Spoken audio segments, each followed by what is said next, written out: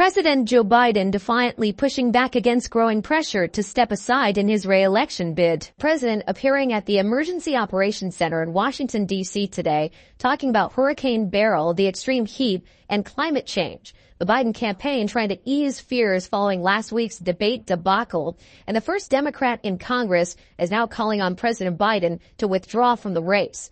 Tonight, mounting pressure on President Biden from Democrats demanding answers about the president's mental fitness and raising questions about whether Biden should go on with his campaign. Today, the first Democratic member of Congress coming forward to say the president should drop out.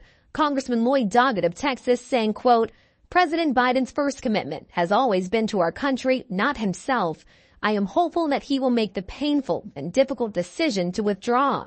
Rhode Island Senator Sheldon Whitehouse said he was horrified by Biden's performance in that debate. I think people want to make sure that this is a campaign that's ready to go and win, that the president and his team are being candid with us about his condition, that this was a real anomaly and not just the way he is these days. The Biden campaign has called concerned Democrats bedwetters.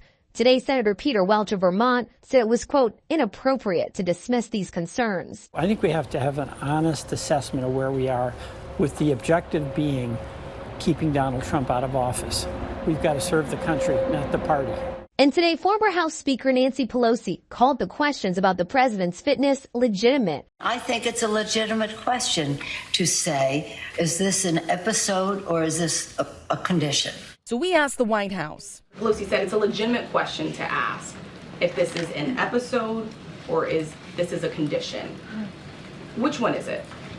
Well, what I can tell you is that he had a cold and a bad night. I would not see this as an episode.